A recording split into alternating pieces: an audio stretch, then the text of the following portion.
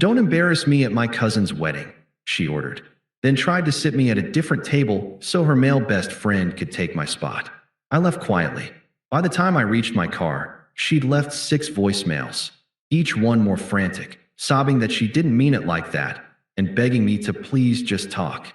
Hey viewers, before we move on to the video, please make sure to subscribe to the channel and hit the like button if you want to see more stories like this. Thanks. Hey Reddit, I need to get this off my chest. It's been a few months, and looking back, it's almost funny how blind I was. But at the time, it stung like hell. I'm 28, work as an IT consultant, and I've always prided myself on being the steady, reliable guy in relationships. My girlfriend, ex now, Sarah, 27, is a graphic designer. We've been together for 2 years, living in a cozy apartment in a mid-sized city. Or at least, I thought we were building something real. From the start, I was all in. Sarah had lost her job right after we started dating seriously, some freelance gig that dried up overnight. I didn't hesitate. I covered rent for a few months, helped her update her portfolio, even networked with some contacts to get her interviews. She landed a decent position eventually, and things seemed great. I sacrificed a lot without complaint. Like last year, my buddies planned a weekend trip to the mountains. Hiking, beers, the works. I bailed to help Sarah move her stuff into my place when she got evicted from her old apartment. No big deal, I told myself. That's what you do for someone you love. We talked about the future too, marriage someday, maybe kids. I wasn't rushing, but I made it clear I was committed. Sarah always said she appreciated my stability. "You're my rock, Alex," she'd say after a tough day. But looking back, there were red flags I ignored. She had this male best friend, Jake, who'd been in her life since college. He was a salesman, always flashing that charismatic grin, posting about his adventures on social media. Sarah swore it was platonic, but she'd light up when he texted, and they'd hang out one-on-one more than I was comfortable with. I'd bring it up gently, and she'd brush it off. "You're being paranoid. Jake's like a brother." It escalated subtly. Sarah started comparing us. "Jake's so outgoing. He always knows how to work a room," she'd say after a party where I hung back, not being the loudest guy there. Or, "Why can't you be more spontaneous like Jake? He surprised me with tickets to that concert last week." I'd swallow it, thinking I was overreacting, but it chipped away at me. Then came her posts online. Pictures of her and Jake at coffee shops or events. Captions like, "Best times with my favorite adventure buddy." Glowing star, no mention of me, even though I'd been the one paying for half her adventures. The real kicker was her cousin's wedding. It was a big family affair at this charming venue in a small town about an hour away. Outdoor ceremony, fancy reception hall with string lights and all that. Sarah was buzzing about it for weeks. She was close to her cousin, and it was a chance to show off, I guess. I was excited too. I'd met her family a few times, and they seemed to like me. I rented a nice suit, got her a thoughtful gift for the couple, and even practiced a few dance moves since she loved dancing. But as the day approached, Sarah got weird. She'd snap at little things, like if I suggested an outfit. "Don't wear that tie. It looks too stuffy." And Jake was coming, of course. "He's family friends too," she explained. "Fine, whatever." The morning of, we're getting ready, and she's on her phone constantly, giggling at messages. I peek over. It's Jake, sending memes about weddings. I let it go. We arrive, and the ceremony's beautiful. Sarah's all smiles, holding my hand. But afterward, at the cocktail hour, she pulls me aside. Her tone shifts, smug, almost like she's talking to a kid. "Listen, Alex," she says, glancing around to make sure no one's listening. "Don't embarrass me tonight, okay? This is a big deal for my family. Jake's great at mingling. He knows how to charm everyone. Just try to blend in." I blink, feeling a knot in my stomach. "What do you mean, embarrass you? I'm here to support you." She rolls her eyes, that dismissive smirk creeping in. "You know what I mean. Your job stories are kind of boring. IT stuff doesn't exactly light up a party. And you're so quiet sometimes. Jake's got these hilarious sales anecdotes. People eat it up. Just don't monopolize conversations, all right? Let him take the lead if we're with my aunts and uncles." Her words hit like a slap. I'd spend hours listening to her vent about work, hyping her up, and now I'm the boring one? But I nod, biting my tongue. "Sure, whatever makes you happy." The reception starts, and we're assigned to a table with her immediate family, parents, siblings, the works. Prime spot near the dance floor. I'm chatting politely with her mom when Sarah waves me over urgently. Jake's standing there, looking sharp, grinning like he owns the place. Alex, babe, Sarah says, her voice low but firm. There's been a mix-up with seating. Jake's supposed to be at a crappy table in the back. Can you switch with him? He fits better here. My family loves him. You won't mind, right? It's just for dinner. I'm stunned. The table's full. Her parents, brother, aunts. Switching means I'm demoted to some random spot with strangers, while Jake plays the charming +1. Publicly, her family would notice. Sarah, that's our table. I'm your boyfriend. Why does Jake need to be there instead? She sighs, exasperated, like I'm the unreasonable one. Come on, don't make this a thing. Jake's outgoing. He'll keep things lively. You're you. Introverted. It's not a big deal. It's one night. Plus, he's been through a rough breakup. He could use the family vibe. You'll be fine at the other table. Just go with it. Her logic twists like a pretzel. I'm her partner, but Jake's the one who fits. And throwing in his rough breakup, as if that justifies sidelining me? She's smug about it too, like she's doing me a favor by explaining. Seriously, Alex, she presses, crossing her arms. Don't be selfish. This is my cousin's wedding. It's about family. Jake's practically family. You'll survive a couple hours alone. I feel the heat rising, but I don't yell. Her family glances over curiously. Jake just stands there, smirking faintly, like he knows he's won this round. If that's how you feel, I say calmly, my voice steady, then enjoy the night. I turn and walk away, weaving through the tables without looking back. No begging, no scene, just detachment. By the time I reach the parking lot, my phone's vibrating nonstop. 6 voicemails already, each more frantic than the last. But I don't listen yet. I start the car and drive home in silence, the confusion swirling. Why was I always the backup? The one who got pushed aside for excitement? It hurt, deep down, but I wouldn't chase her. Not anymore. That drive home was the longest hour of my life. The highway blurred under the streetlights, and I kept replaying the scene in my head. The way Sarah's eyes flicked to Jake like he was the prize, her casual dismissal like I was some interchangeable accessory. Why had I put up with it for so long? The comparisons, the subtle digs, the way she'd make plans with him first and loop me in as an afterthought. I'd convinced myself it was insecurity on my part, that real commitment meant overlooking the small stuff. But this wasn't small. This was her choosing to humiliate me in front of her family, at a wedding of all places, where vows and loyalty are supposed to mean something. I didn't cry or rage. I just felt this heavy numbness settle in, like I'd finally seen the truth I'd been avoiding. By the time I pulled into my apartment parking lot, my phone had blown up. Texts first. Alex? Where are you? Then, this is ridiculous. Come back. And finally, the voicemails. I sat in the car and played them, one by one, the engine still running. The first, babe, what the hell? You just left? I didn't mean it like that. Jake's just better at social stuff. Call me back. Second, okay, fine, be mad. But you're ruining the night for me. My family's asking where you went. This is embarrassing. Third, her voice cracking a bit. Alex, please. I get it, you're upset. But it's not a big deal. Jake's sitting here now, but it's whatever. Just talk to me. Fourth, more urgent, background music from the reception fading. I'm sorry if it came out wrong. You know I love you. Don't do this. Come back, or at least pick up. Fifth, sniffling now. Why are you ignoring me? This hurts. I didn't think you'd overreact like this. Please, just talk. Sixth, full sobs. Alex, I'm freaking out. What if you got in an accident? Call me. I need to know you're okay. I messed up, okay? Begging you. It was a progression, from annoyed to apologetic to desperate. But listening to them, I realized something. She wasn't sorry for hurting me. She was sorry the night wasn't going perfectly, that her perfect image was cracking. No mention of how I'd felt sidelined, no real acknowledgement. I deleted them all, turned off my phone, and went inside. That night, I packed a bag with essentials, clothes, laptop, toiletries, and crashed at a cheap motel nearby. Didn't want to deal with her coming home drunk and dramatic. The next morning, I unblocked her long enough to send one text. We're done. I'll move my stuff out this week. Don't contact me. Then blocked again. No explanations, no arguments. I called in sick to work, but really, I used the day to reflect. I hit the gym, something I'd slacked on because Sarah always wanted couple time instead. Pushed through a brutal workout, sweat pouring, mind clearing. Why had I sacrificed so much? The skipped trips, the extra shifts to cover her bills, the way I dimmed my own light to let her shine. It wasn't love, it was me being a doormat.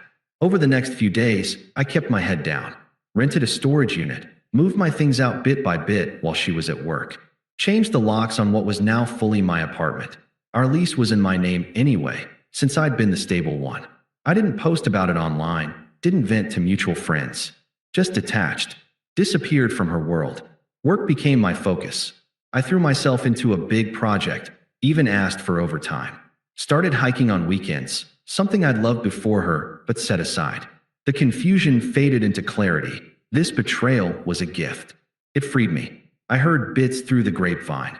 Mutual acquaintances who didn't know we'd split yet. Sarah partied hard at the wedding after I left, dancing with Jake all night, posting stories like nothing happened. Best night ever. Family vibes woman dancing, with Jake tagged prominently.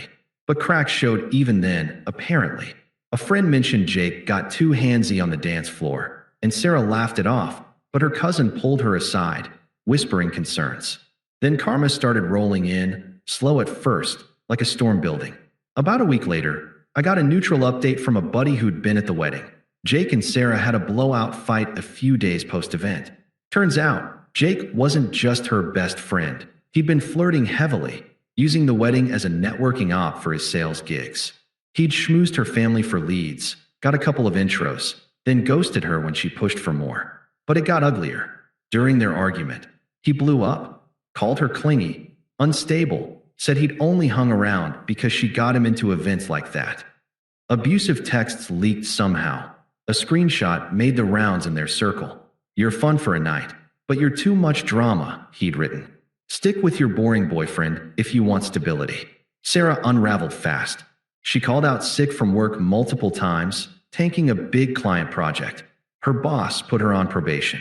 Her family, who'd witnessed the seating switch fiasco, turned on her. Her mom, who I'd always gotten along with, apparently chewed her out. "How could you treat Alex like that? He was good to you." Her cousin unfollowed her online after the drama spilled over. Friends distanced themselves too. Mutual ones reached out to me quietly, saying they'd seen the red flags with Jake, but Sarah wouldn't listen. "She posted that stuff knowing it hurt you," one said. "We're sorry we didn't say anything sooner." She ended up isolated, crashing on her brother's couch after I wouldn't let her back in the apartment. Overspent on retail therapy and bar tabs, racking up credit card debt. Her social media went dark, then sporadic, vague posts about learning from mistakes that screamed regret. It was almost poetic. She'd worried about me embarrassing her, but her choices made her the family pariah. Jake, he moved on to some new friend, posting about his latest conquests like nothing happened. Unstable as ever, from what I heard, bounced from job to job, always chasing the next high. I didn't gloat, didn't seek it out, but hearing it confirmed what I'd started to build, a life without her toxicity. Gym routine stuck, work promotion came through, and I even started dating casually. No rush, just enjoying my freedom. The unfairness of it all lingered for a bit, that quiet ache of why me? But sitting with it, letting the silence heal, turned it into strength. She was the storm, I was the calm after. Of course, she didn't stop at those initial voicemails. If anything, they were just the opening act in her desperate symphony. The first week after the wedding, I kept my phone on silent, focusing on rebuilding.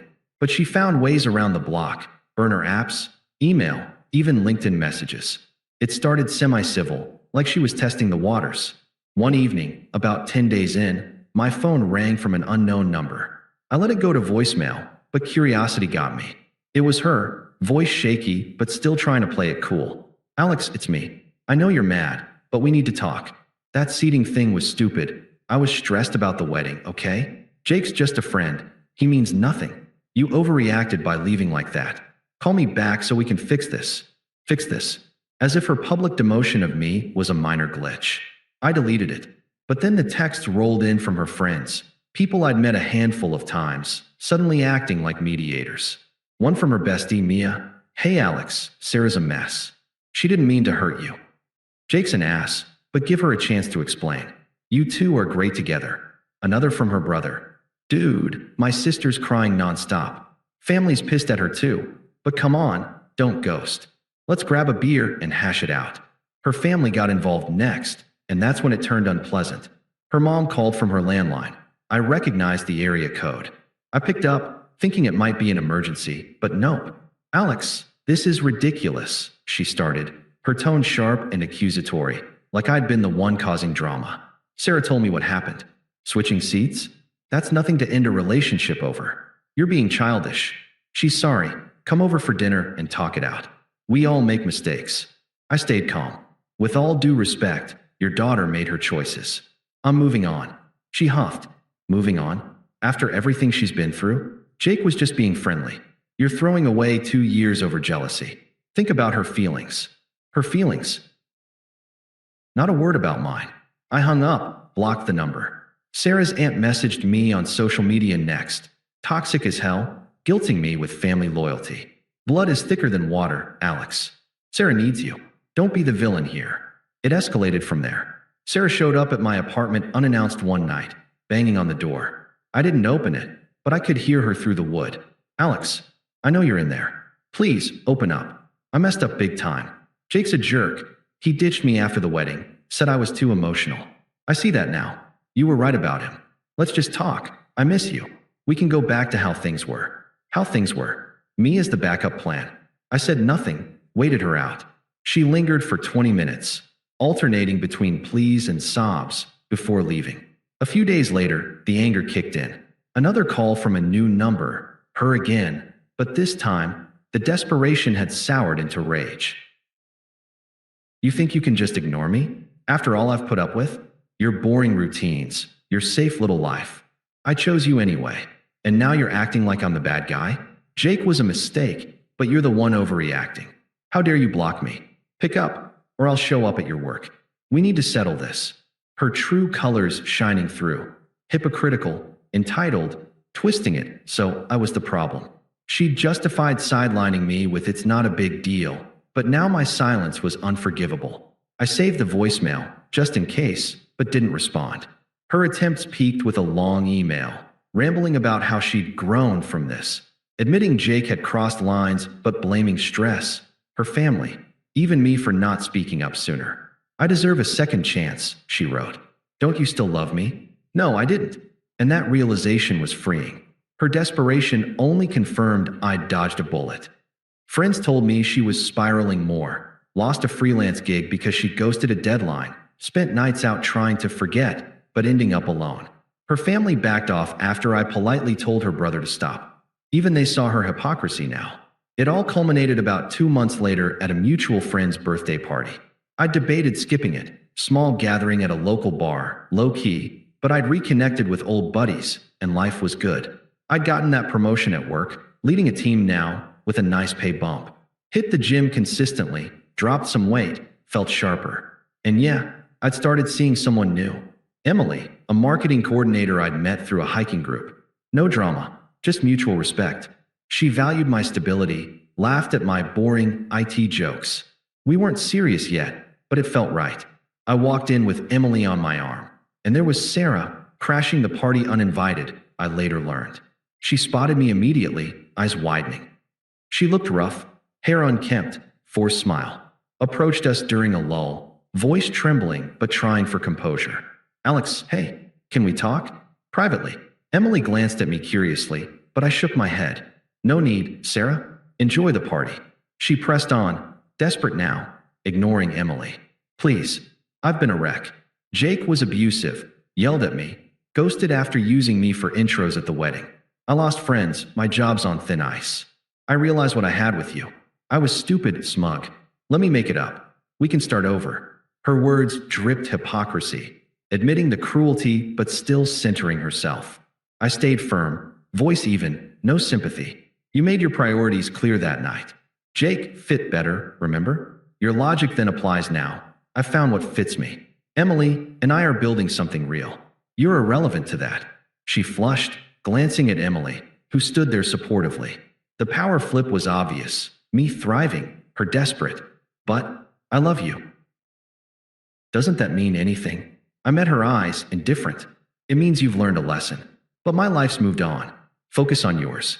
She stammered, tears welling, then turned away, muttering something angry under her breath. Left the party early, from what I heard. I didn't think about her after that. Danced with Emily, laughed with friends. Blocked her everywhere for good.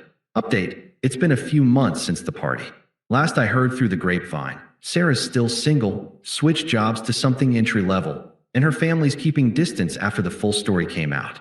Me? Promotion's going great. Emily and I are official now. Planning a trip, no drama. That wedding betrayal? It feels like ancient history. I walked away with dignity, and karma did the rest.